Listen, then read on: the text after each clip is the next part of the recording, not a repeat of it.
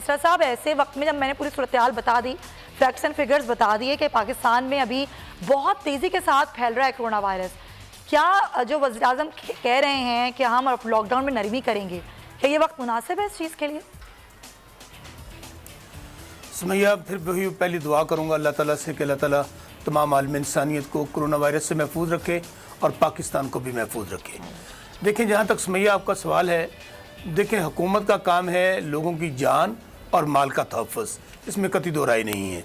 अब आपका बड़ा स्पेसिफिक और पर्टिनेंट क्वेश्चन है कि क्या इस वक्त मुल्क खोलना जो है वो क्या फ़ैसला होगा। देखें सुमैया, आप इंडेफिनिट पीरियड तक मुल्क को बंद नहीं कर सकते, ख़ास तौर पे वो मुल्क जहाँ पर लोग आपकी 60% आबादी जो है बिलो पॉवर्टी ज़िंदगी गुजार रही है, जहाँ पे लोग मेहनत मजदूरी करते हैं, दिहाड़ीदार हैं, गरीब लोग हैं, इकानमी बहुत पुअर है।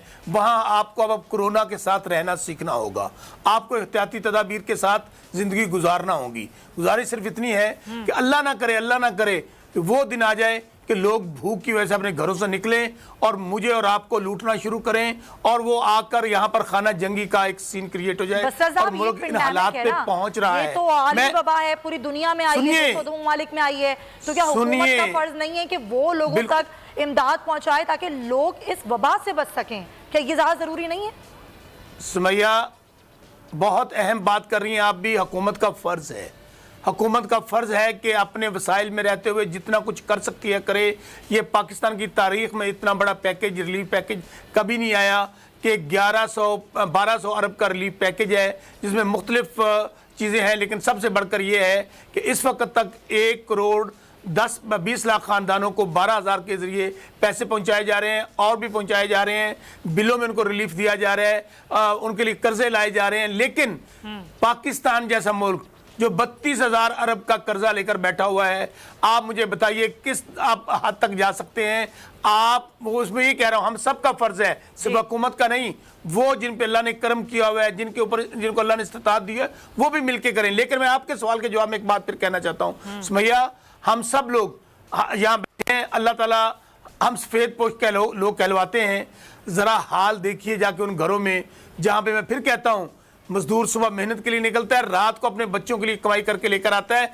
अल्लाह ना करे वो वक्त आ जाए कि अगर आप लोगों को ऊपर बंद कर देंगे, उनको घरों में बंद कर देंगे, तो अल्लाह ना करे, मैं फिर कह रहा हूं, मैं 100 बार कह रहा हूं, अल्लाह ना करे कि लोग तंग आकर आपको मुझे गली मोहल्लों में निकल आए और खाना जंगी की सूरत हाल हो जाए। बिल्कुल सही पॉइंट है कि आप क्या करें, लोगों को भूख से बचाएं या वबा से बचाएं, डिफरेंट सूरत हाल है और बड़ी मुश्किल सूरत हाल है। लगारी साहब, हुकूमत करे क्या?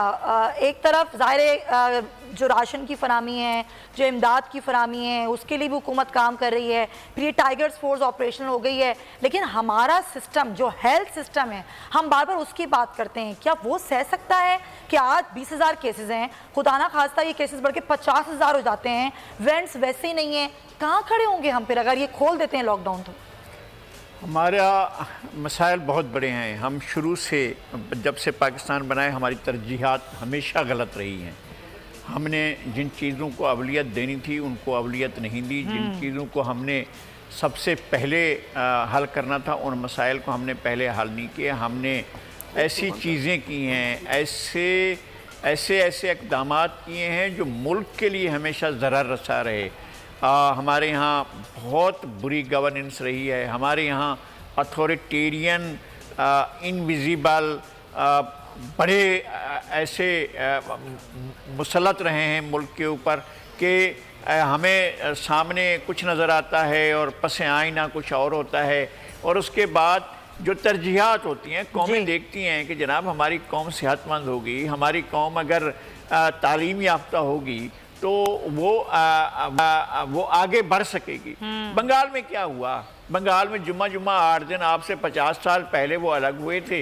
इस वक्त उन्होंने अपना पॉपुलेशन को कंट्रोल किया, अपने इकोनॉमी को बेहतर किया, और जबकि वहाँ गुंजाइश बहुत कम थी, वहाँ इतनी पॉपुलेशन का इतना बड़ा अजदहाम था कि उसको वो करना भी मुमकिन नहीं था, वो मैनेजेबल नहीं थी, उसको फिर भी मैनेज किया गया, इकनॉमी को फिर भी मैनेज किया गया। वो टका जिसकी तौकीर नहीं थी वो अब पाकिस्तान के रुपए से ज़्यादा वैल्यू रखता है। और हम अपनी बादशाहियों में रहे, हमने कहा कि जी हमने ये सिस्टम इवॉल्व कर लिया, वो सिस्टम इवॉल्व कर लिया, हम ये बना रहे हैं, हम वो बना रहे हैं। क्या है भाई, वो कहाँ है ये सारा कुछ? क्या आपके पेट की आग को वो बुझा रहे हैं कि नहीं बुझा रहे हैं? बिल्कुल सही, आप सही कह रहे हैं। और ये सिर्फ पाकिस्तान की बात नहीं है या किसी दूसरे मुल्क की बात लगारी साहब नहीं है, दुनिया के जो तरक्की याफ्ता ममालिक हैं वो भी इस वबा के हाथों उनका जो हेल्थ सिस्टम है वो भी कोलैप्स हो गया। हमारे की मिसाल है, हमारे सामने यूरोप की मिसाल है, जिन्होंने अपने हेल्थ सिस्टम पर कितना आने डॉक्टर्स जो कि फ्रंट लाइन सोल्जर्स हैं उनको भी तिब्बी इमदाद नहीं मिल रही। इनके 3 डॉक्टर्स अपनी ज़िंदगी की बाजी हार चुके हैं। कल डॉक्टर फुरकान एम्बुलेंस में उनको लेके घूमते रहे, लेकिन किसी भी कराची के किसी बड़े हॉस्पिटल में उनको वेंटिलेटर ना मिला, आईसीयू ना मिला और अपनी जान की बाजी हार गए। तो आज हम जरा इस पर बात करेंगे कि हमारे शहर में, कराची में, सिंध में वेंटिलेटर्स की तादाद क्या है, हम कहाँ खड़े हैं, हमारा हेल्थ सिस्टम किधर स्टैंड करता है। हमारे नुमाइंदे कराची से सलमान शाह हमारे साथ हैं, उनसे जान लेते हैं। सलमान, क्या बताएंगे, क्या सूरत हाल है वेंटिलेटर्स की पूरे सिंध में और कराची में? अजी बिल्कुल, देखें कोरोना वायरस ने दुनिया भर की तरह पाकिस्तान में भी अपने पंजे गाड़ लिए हैं। अगर बात की जाए सिंध की तो 4 करोड़ 80 लाख आबादी के लिए सिर्फ 179 वेंटिलेटर ही दस्तियाब हैं। शहर कायद की बात करें तो शहर कायद में के सबसे बड़े अस्पताल जिला अस्पताल में 12 वेंटिलेटर मौजूद हैं, जिसमें से 3 वेंटिलेटर जो है वो इस वक्त खाली हैं। और अगर सिविल अस्पताल की बात की जाए तो सिविल अस्पताल में भी 12 वेंटिलेटर हैं, जिसमें से 8 वेंटिलेटर जो है वो इस वक्त खाली हैं।